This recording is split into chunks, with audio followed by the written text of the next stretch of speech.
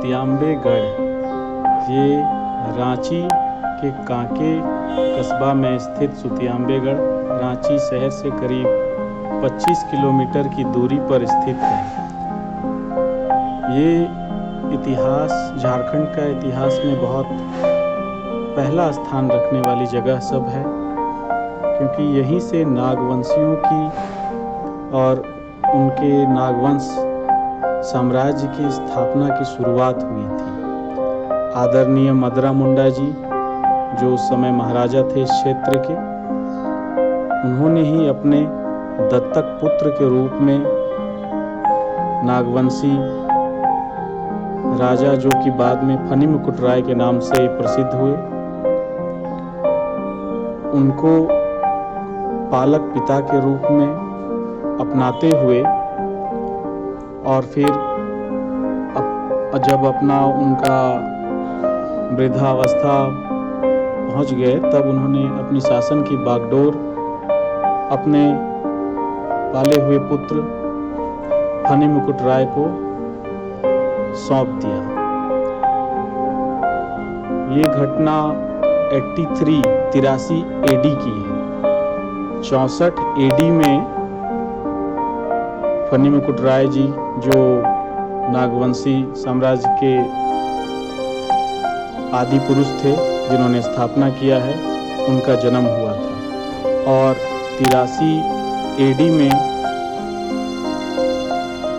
उन्होंने नागवंश साम्राज्य की स्थापना की और करीब 94 साल तक शासन व्यवस्था संभालने के बाद 177 एडी में उन्होंने शासन का बागडोर अपने पुत्र को सौंपा।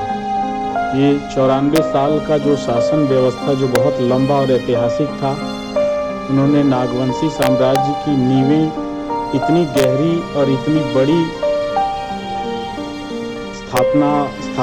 स्थापित की कि जिसके बुनियाद पर 2000 साल तक शासन चलता रहा, जो कि विश्व में संभवतः पहला ये राजघराना है जो 2000 साल तक शासन निर्बाध रूप से चलता रहा और उसके परिवार और वंशज अभी भी फल फूल रहे हैं।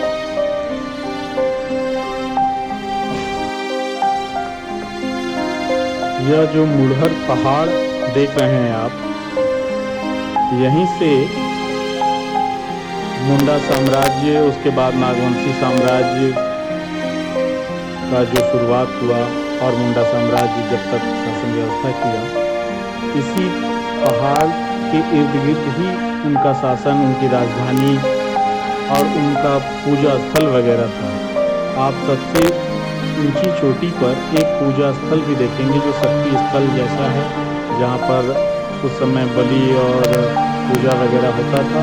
जो भी शासक वर्ग थे वो वहाँ आकर अपना शासन व्यवस्था या जो सामान्य अपने शासक पर और उस विभाग और उस तंत्र के जो लोग होते थे उनसे राय मशवरा करते थे। यहाँ बहुत छोटी छोटी गुफाएं हैं, कंदराएं हैं और उनमें भी वो शक्ति स्थल के रूप में पूजित रहा है।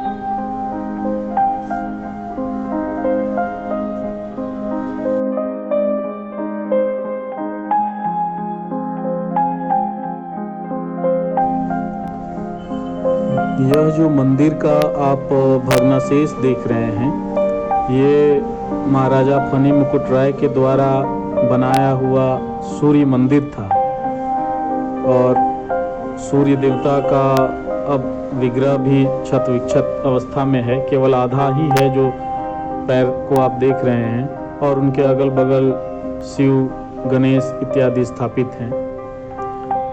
उस समय सूर्य पूजा का यह रूप बहुत ही आकर्षक रहा होगा, क्योंकि सूर्य देवता का मंदिर उतना पहले झारखंड प्रदेश में और कहीं था नहीं और विभिन्न लड़ाइयों या आताइयों के कारण वह मंदिर ध्वस्त हो गया। अब केवल जीर्ण शीर्ण रूप में प्रतिमाओं का भग्नावशेष आप देख रहे हैं। किसी काल में यह मंदिर काफ़ी आकर्षक रहा होगा और सभी का श्रद्धा का स्थल रहा होगा। और इस पर अभी शोध चल ही रहा है। मैं धन्यवाद भी देना चाहूँगा, झारखंड के बहुत ऐसे सम्मानीय लेखक हैं, स्थानीय लेखक हैं, जिन्होंने इस विषय में बहुत शोध और बहुत परिश्रम करके बहुत सारे विषयों को सबके सामने ला पाने का जो कठिन कार्य किया है। नहीं तो बहुत जगह का इतिहास इतना बढ़िया लिखा गया है और झारखंड का इतिहास इतना धूमिल अवस्था में है। इसमें अभी भी शोध करके और लोगों को जागरूक करने का एक अभी प्रयास चलना चाहिए।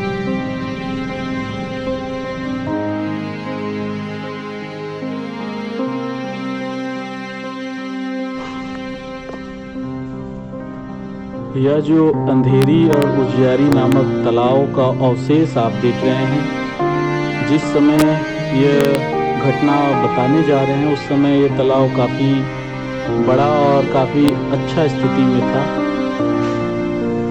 ये तालाब का 2 पार्ट था, एक अंधेरी एक उजियारी। वो किस नाम से रखा गया ये तो शोध का विषय है, पर इसी तालाब के पास से ही जो पौराणिक कथा है उसके अनुसार नागवंशी साम्राज्य की नींव पड़ी।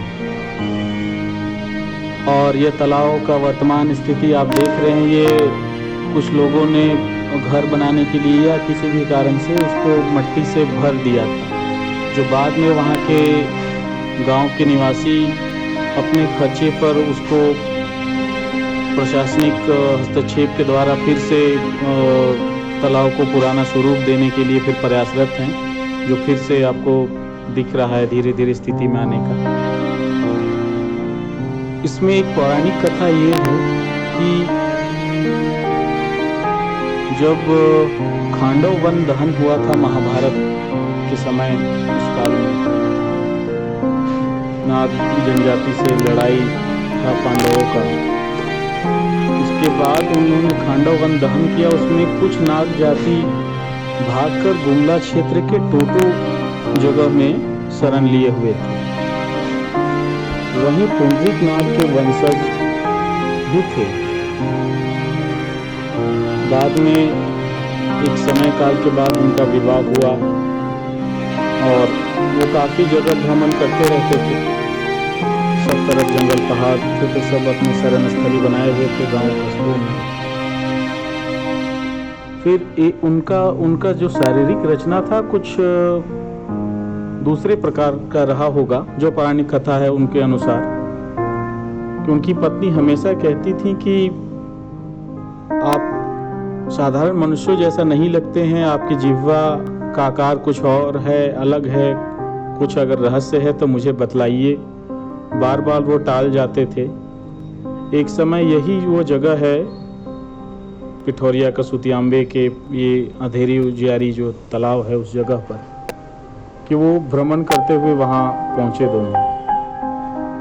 उसके बाद रानी ने हठ किया कि आप आज बताइए क्या बात है और आपका रहस्य क्या है। तो उन्होंने चेतावनी दी थी कि अगर मैंने अपना रहस्य आपके सामने प्रकट किया तो फिर मैं पुनः मानव रूप में आपको प्राप्त नहीं हो सकूंगा।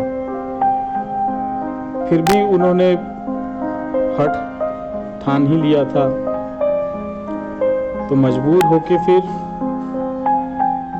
उस नाग जाति के वो आदि पुरुष को उसी तालाब में जाके उसके बाद अपना स्वरूप का दर्शन उनको कराया, एक नाग, विशाल नाग के रूप में।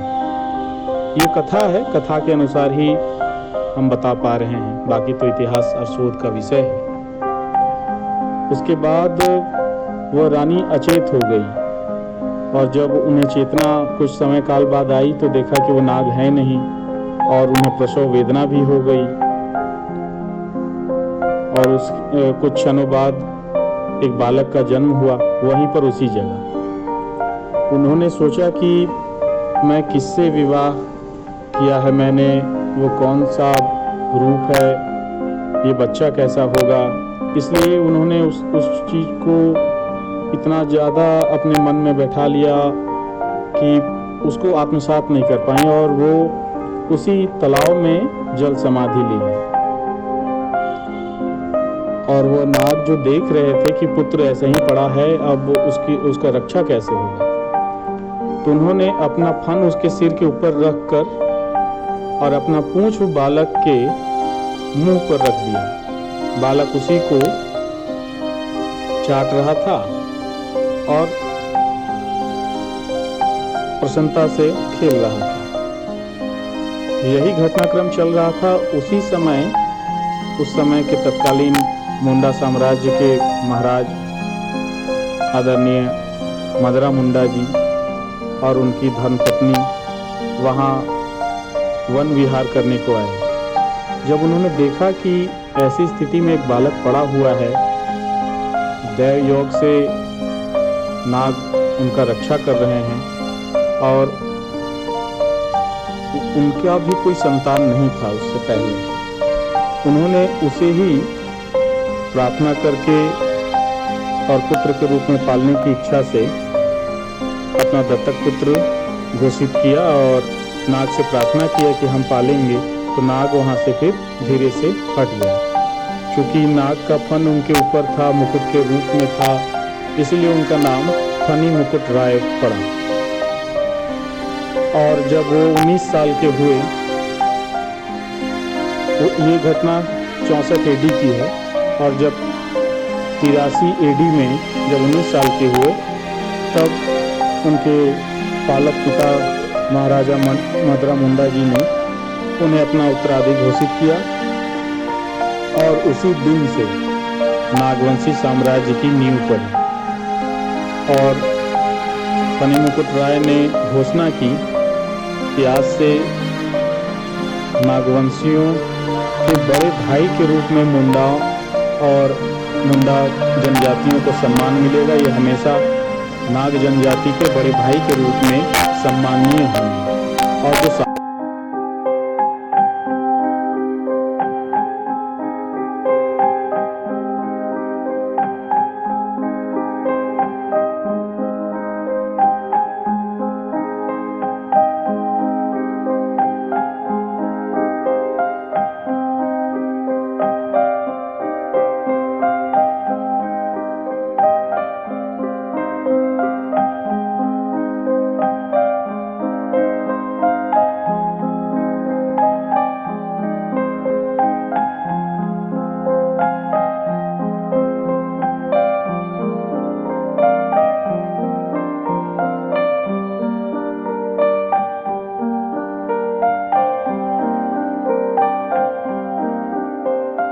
शासन व्यवस्था चलेगी, वह भी मुंडा पांजी के अनुसार ही चलेगी। आज भी आप नागवंशी लोगों में उनके जो रीति रिवाज हैं, पूजा पाठ हैं, उनमें बहुत हद तक आप उसका छाप देख सकते हैं।